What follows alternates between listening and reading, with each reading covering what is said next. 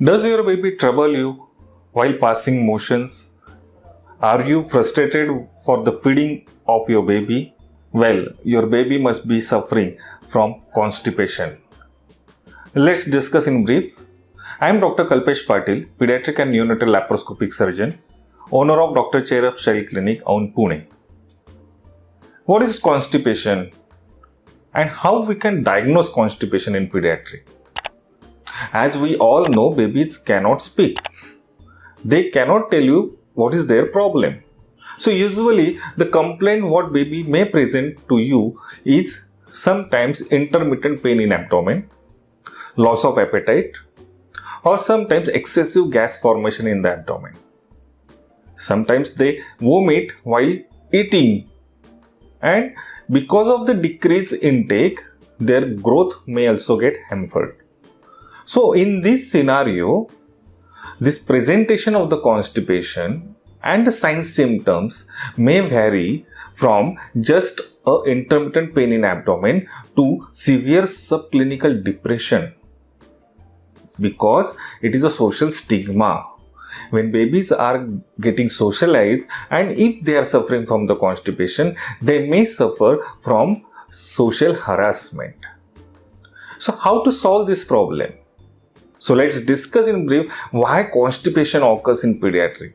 As we know, when a baby is born, in a newborn period, the baby is only on exclusive breastfeeding. Our human body is usually 90% water and a 10% muscle mass. As the age grows, the water content from the body goes down and the muscle mass increases. But there is a certain amount of water requirement to a body which is very necessary as a basic necessity of the body. And if you neglect that point, then ultimately the water reabsorption is tremendously high from the large intestine, and which may ultimately give rise to constipation. So now, as you can see in the picture, this is a large intestine. Now, from large intestine, the large intestine is made up of cecum, ascending colon, transverse colon, and the descending colon. These are the four main parts of the colon. The main function of the large intestine is to store the waste material of the body, and it evacuates at one particular time. Now, while retaining the waste material from the cecum, when the waste material comes from the intestine, it is in liquid format. By the time it goes to the ascending colon and the transverse colon, it becomes semi-solid in nature. And by the time it comes from transverse colon to descending colon, it becomes solid. In rectosigmoid junction, it remains there for a long period, from where more and more water is getting absorbed and body become more solid. By the time it rushes to the anal verge, the brain will get a signal that potty has arrived and it opens the door automatically. This is what is the natural cycle. The problem occurs when this everything goes a bit step earlier. Means the potty in the cecum becomes semi-solid because of excessive absorption of the water from cecum itself. So by the time the potty comes to the transverse colon, it becomes hard. And by the time it becomes to the rectosigmoid, it becomes very hard, and which is very difficult to evacuate through a small anal sphincter. For this mechanism to happen, what is required is the water content in your body. If there is a depletion of the water in your body, then body will excessively absorb the water from cecum itself, where the pot is supposed to be in a liquid format.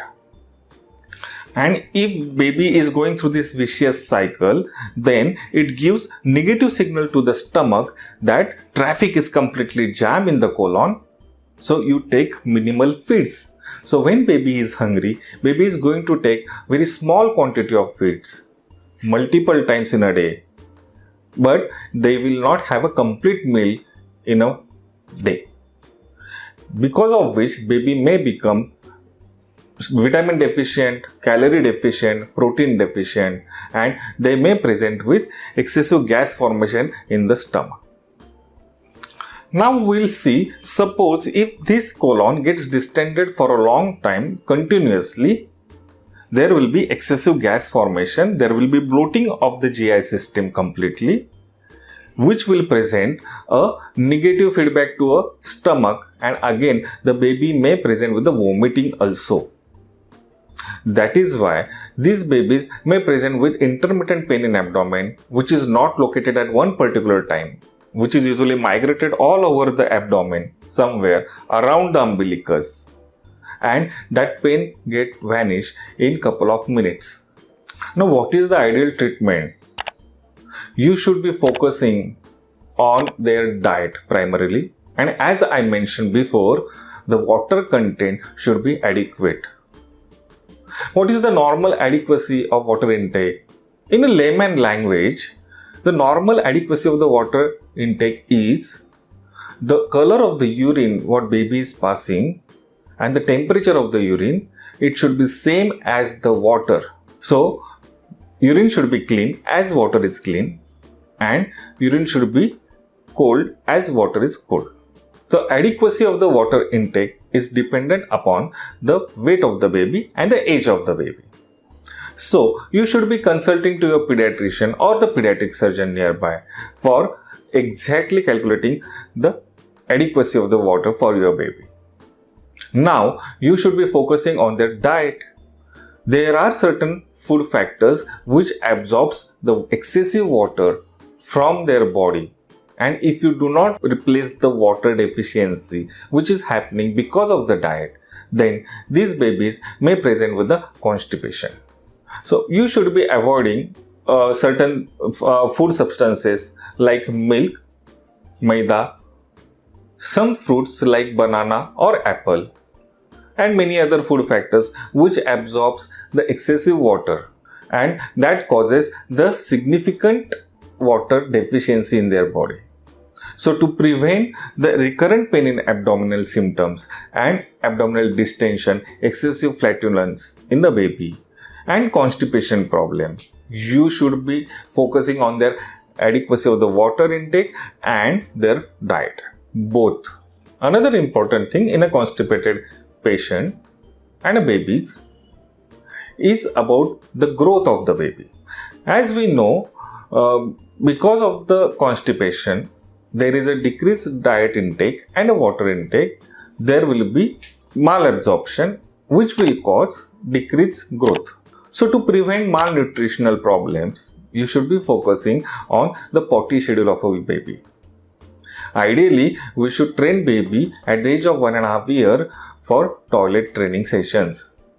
And if you don't know how to give toilet training to your babies, you should be contacting nearby pediatrician or pediatric surgeon and get educated about toilet training program.